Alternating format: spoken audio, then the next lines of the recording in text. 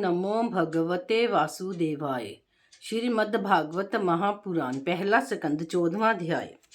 अर्जुन के द्वारका से वापस आना और युधिष्ठिर का श्याम सुंदर का हाल पूछना। सूत जी ने कहा कि हे ऋषिवरों, नारद मुनि के कहे जाने से 7 दिन बीतने पर धृतराष्ट्र व गांधारी ने अपना तन त्याग दिया। वह विदुर जी ने उनकी क्रिया व कर्म करके तीर्थ यात्रा करने चले गए। राजा युधिष्ठिर नारद जी के ज्ञान समझाने से संसारी व्यवहार झूठा समझकर उदासीन चित्त परमेश्वर के ध्यान में रहा करते थे। जब उन्हीं ही दिनों में श्री कृष्ण जी द्वारकापुरी से गोलोक को पधारे, तब उनके बैकुंठ जाने से राजा को कलयुग के लक्षण मालूम हुए और बुरे बुरे स्वप्न दिखलाई देने लगे। स्त्री पुत्र और पिता पुत्र और भाई बंधुओं में झगड़ा होने लगा। ये सब कलयुग के लक्षण देखकर राजा युधिष्ठिर ने भीमसेन से कहा कि अर्जुन श्याम सुंदर प्राण प्यारे के समाचार लेने के वास्ते द्वारकापुरी को गए हैं। 7 महीने हो गए, अभी तक नहीं आए। इसका कुछ कारण मालूम नहीं होता। नारद जी हमसे कह गए हैं कि मुरली मनोहर ने पृथ्वी का भार उतारने वास्ते अवतार लिया था, सो उन्होंने महाभारत करा के पृथ्वी का बोझ दूर किया। अब उनके थोड़ा सा काम मृत्यु लोक में और रह गया है, उसके संपूर्ण करके पर धाम को जावेंगे। सो अब मुझे संसार में कुलक्षण देखने से जान पड़ता है कि वह समय आ चुका है जिस श्याम सुंदर की दया से हमने अपने शत्रुओं को मारकर ये सब सुख व राजगद्दी पाया। उनके बिना मुझे दिन रात नए नए अपशकुन दिखाई दे रहे हैं। मेरी बाईं भुजा और वह आंख फड़कती है। कभी कभी हमारा शरीर कांपने व कलेजा धड़कने लगता है। मन से डर सा मालूम होता है। प्रातः समय सूर्य की तरफ सियार खड़े होकर बोलते हैं और दिन में तारे आकाश से टूटते हैं। जब मैं आहेर खेलने जाता हूँ तब सीजे मेरी बाईं तरफ से निकल जाते हैं। मेरे चढ़ने के घोड़े व हाथी मुझको रोते दिखलाई देते हैं। दिन रात कुत्ते रुदन किया करते हैं और रात को उल्लू की बोली सुनने से मुझे डर मालूम होता है। चारों दिशाओं में अंधेरा सा देख पड़ता है। इन दिनों भूचाल आया करते हैं। पृथ्वी बारंबार कांपती है। थोड़ा सा बादल आकाश पर होने से बिजली गिरती है। आंधी चलती है, आकाश से लहू बरसता है। सूर्य के प्रकाश कम हो गया है। नदी व नाले का पानी सीधा नहीं बहता। अग्निहोत्री लोग जब आग में आहुति डालते हैं तब अग्नि देवता प्रसन्न होकर आहुति नहीं लेते। बछड़े गायों का दूध प्रसन्न होकर नहीं पीते। गऊ की आंख से आंसू बहते हैं। सांड गायों से प्रीति नहीं करते। देवताओं की मूर्ति से पसीना निकलता है। मेरी सभा में अनावश्यक मनुष्य झूठ बोलते हैं। लोगों के स्वभाव में क्रोध और लोभ अधिक हो गया है। आकाश में केतु निकलता है। साधु महात्मा का चित्त हरि भजन में नहीं लगता। शहर में किसी के घर मंगलाचार नहीं होता। हस्तिनापुर मुझको उजाड़ सा दिखलाई देता है। सो हे भीमसेन, इन सब लक्षणों से मुझे जान पड़ता है कि श्याम सुंदर प्यारे मेरे प्राण की रक्षा करने वाले मृत्युलोक छोड़कर बैकुंठ को पधार गए हैं।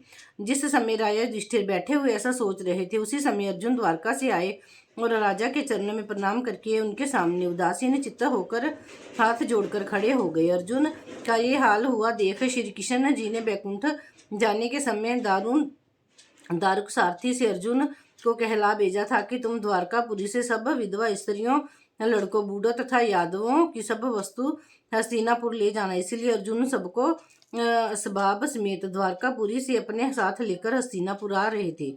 राह में हस्तिनापुर के निकट भीलों ने सब धन लूट लिया। अर्जुन ने गांडीव धनुष चढ़ाकर बहुत से बाण उनको मारे, पर उन तीरों से कुछ काम न चला। सब वस्तु डाकू लूट ले गए। उस समय अर्जुन ने उदास होकर कहा कि अब हमारा ऐसा समय आ गया है कि जिस धनुष बाण से हमने भीष्म पितामह, कर्ण, जयद्रथ आदि कितने शूरवीरों को जीता था, वही तीर कमान रहने पर भी हम डाकुओं से हार गए। इससे मालूम होता है कि वह सब पराक्रम केवल श्याम सुंदर की कृपा से था।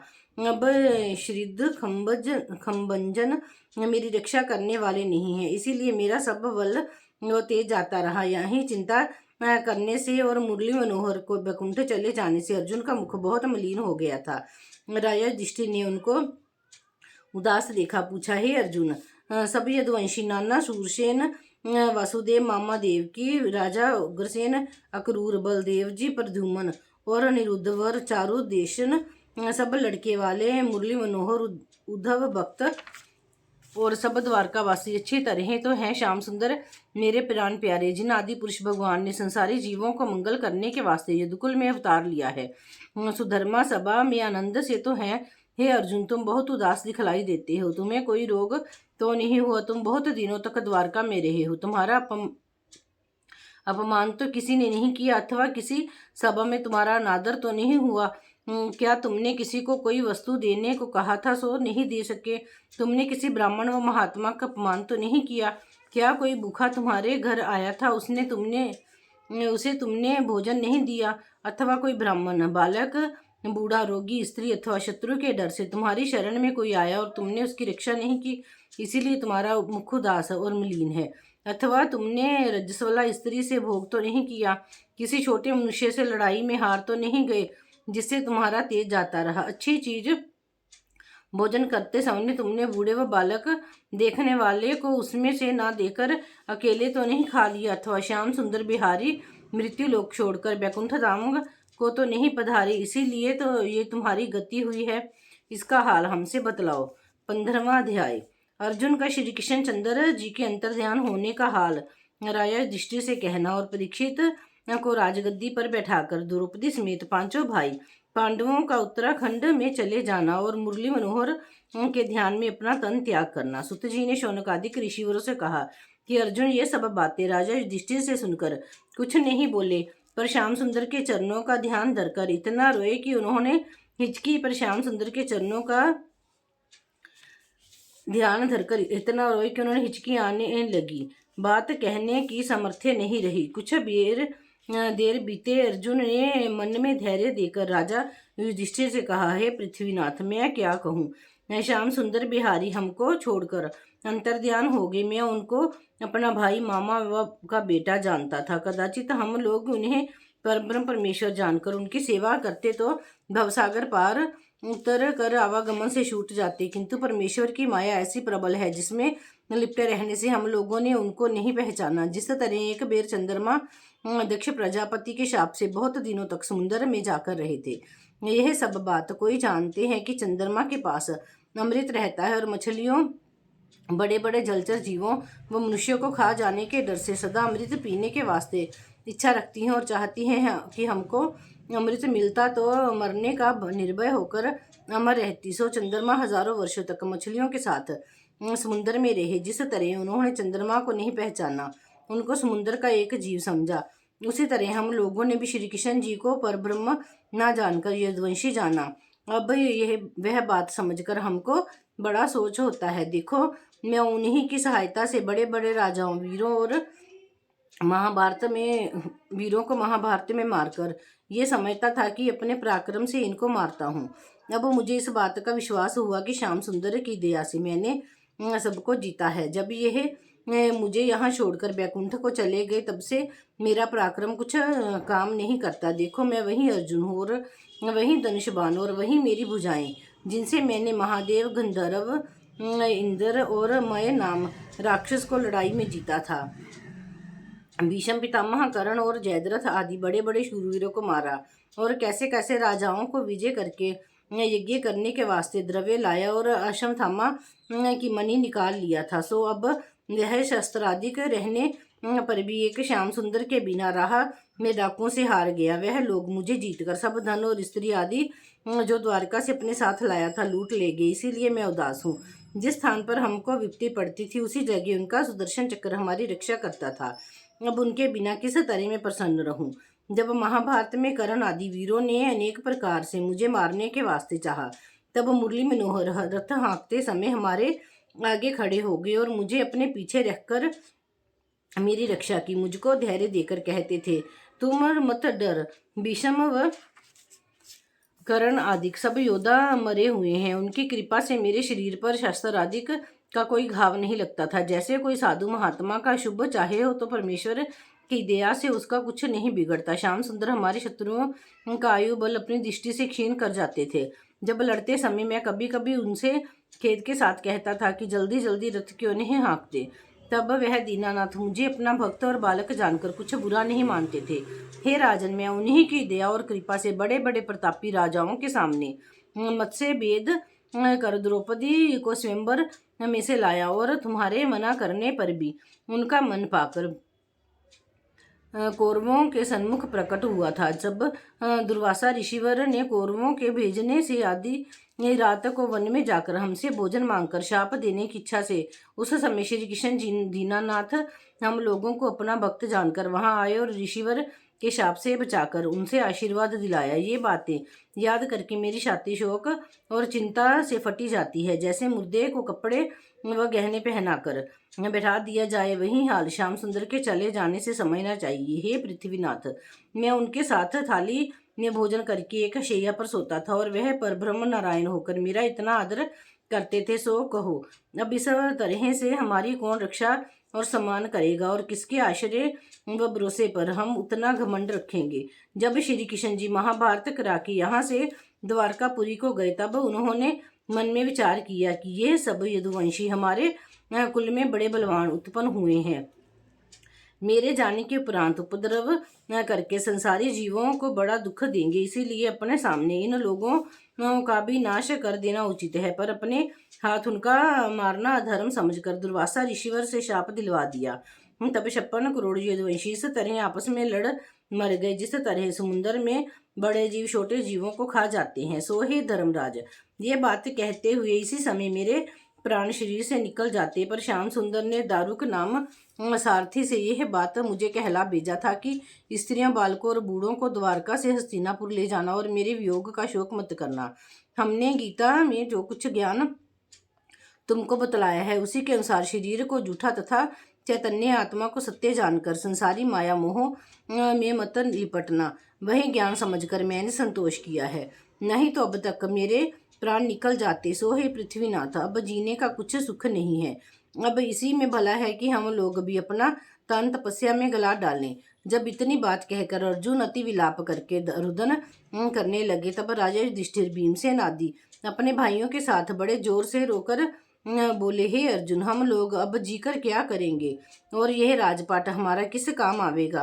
अब हमें यहाँ रहना उचित नहीं है। परीक्षित को राजगद्दी देकर हम लोग बद्री केदार में चलकर अपना शरीर त्याग करें। युधिष्ठिर की यह बात सब भाइयों ने मान ली। अब जब रोने का शब्द महल में पहुंचा और श्याम सुंदर के अंतर्ध्यान होने का हाल स्त्रियों को मालूम हुआ, तब कुंती और द्रौपदी आदि ने रो पीट कर इतना शोक किया जिसका हाल वर्णन नहीं किया जा सकता। कुंती ने उसी खेद में श्याम सुंदर के चरणों का ध्यान धरकर अपना तन त्याग दिया और राजा युधिष्ठिर ने पुरोहित को बुलाकर हस्तिनापुर की राजगद्दी पर परीक्षित को बैठा दिया तथा इंद्रप्रस्थ और मथुरा का राज्य ब्रजनाथ बालक को जो श्याम सुंदर के कुल में बच गया था देकर राजा युधिष्ठिर, अर्जुन, भीमसेन, नकुल व सहदेव पांचों भाई और उनकी स्त्री द्रौपदी ने अपना अपना वस्त्र उतार डाला और एक एक लंगोटी व चादर पहनकर राज मंदिर से बाहर निकले। उस समय जो ब्राह्मण व कंगाल वहां पर आए उनको मुंह मांगा द्रव्य देकर उत्तराखंड को सिधारे। जो कुछ ज्ञान श्री कृष्ण जी ने अर्जुन को गीता में बतलाया था उसकी चर्चा आपस में करते हुए कुछ दिनों तक श्याम सुंदर का ध्यान व तपस्या किया। फिर हिमालय में जाकर हरि चरणों का ध्यान करते पहले नकुल, उसके पीछे युधिष्ठिर आदि 4 भाइयों ने द्रौपदी के साथ अपना अपना तन त्याग दिया। विदुर जी ने प्रभास क्षेत्र में जाकर अपना शरीर त्याग किया। राजा परीक्षित राजगद्दी पर बैठकर धर्म के साथ प्रजा का पालन करने लगे। न्याय ऐसे राज्य करके प्रजा को प्रसन्न रखा और 3 बार अश्वमेध यज्ञ करके कलयुग को दंड दिया। अपना विवाह राजा विराट की पुत्री से किया। वे दान और धर्म में इतना खर्च करते थे कि एक बार यज्ञ करते समय उनके पास द्रव्य नहीं रहा। तब श्याम सुंदर का ध्यान करके से बहुत धन्य उनको मिल गया और यज्ञ अच्छी तरह संपूर्ण हुआ। इसी तरह राजा युधिष्ठिर को तीसरे अश्वमेध यज्ञ के आरंभ के समय धन का प्रयोजन पड़ा था। तब नारद मुनि उनके कहने से मुरली मनोहर को हस्तिनापुर में लाकर युधिष्ठिर से बोले, हे राजन, पिछले युग में राजा मरुत ने ऐसा यज्ञ किया था जिसके यहाँ प्रतिदिन ब्राह्मणों को एक एक थाली, लोटा, लुटिया और सुनहरी चौकी भोजन करते समय नहीं देकर फिर सब जूठे बर्तन नगर के उत्तर गड्ढे में फेंक दिए जाते थे। यज्ञ होने के उपरांत जितना सोने का बर्तन बच गया था वह आज तक उस नगर के दक्षिण तरफ गड़ा हुआ है। तुम उन बर्तनों को मंगवाकर अपना यज्ञ करो। सो राजा युधिष्ठिर ने वही बर्तन मंगवाकर यज्ञ में खर्च किया था। श्याम सुंदर अपने भक्तों की सब इच्छा पूर्ण करते हैं। इतनी कथा सुनकर शौनक आदि ऋषिवर ने पूछा कि राजा परीक्षित ने कलयुग को किस वास्ते दंड दिया। सुत जी ने कहा कि जब राजा परीक्षित सातों द्वीपों के राजाओं को जीतकर अपने अधीन कर चुके, तब उन्होंने विचारा कि राजा युधिष्ठिर ने राज्य भोगने तक द्वापर युग था, तब अब कलयुग आया है, सो हम अपने राज्य में कलयुग को रहने ना देंगे। ऐसा विचार कर राजा परीक्षित यह हाल देखने के वास्ते कि हमारे राज्य में कलयुग ने प्रवेश किया या नहीं, दिग्विजय करने निकले। सो जिस देश में पहुंचते थे वहां मनुष्य को अपने का गुण गाते, क्योंकि कलयुग ने अभी तक वहां प्रवेश नहीं किया था। राजा अपनी प्रजा से कहते थे कि तुम लोग इसी तरह अपने कर्म व धर्म पर स्थिर रहना। जिस देश में परीक्षित की सेना पहुंचती थी, उस देश के राजा उनका तेज और प्रताप देखकर उनसे मिलते और बहुत सी भेंट देकर विनय करते थे कि हम लोग राजा युधिष्ठिर और अर्जुन के समय से तुम्हारे अधीन है। यह बात सुनकर परीक्षित सब राजाओं का सम्मान करते थे, किसी को दुख नहीं देते थे, और जो लोग उनके बड़ों का यश गाते थे उनका विशेष शिरोपाव देकर विदा कर देते थे। इसी तरह राजा परीक्षित ने दिग्विजय करते हुए कुरुक्षेत्र में की नदी के किनारे पहुंचकर क्या देखा कि एक वटवृक्ष के नीचे एक बैल एक पैर से खड़ा है। उसके 3 पांव टूटे हुए हैं और एक दुबली पत्ती गोरोती और कांपती हुई उसके पीछे खड़ी है। वे दोनों आपस में कुछ बातें करते हैं। बैल और गाय का यह हाल देखकर राजा अपने धर्म व दया से एक वृक्ष की ओट में खड़े होकर उनकी बातें सुनने लगे। राजा ने क्या देखा कि एक शूद्र श्याम रंग भयानक रूप राजा के वेश बनाए दूर से उस बैल की ओर गाय की तरफ चला आता है। बोलो श्री कृष्ण भगवान की जय। भागवत महात्म्य की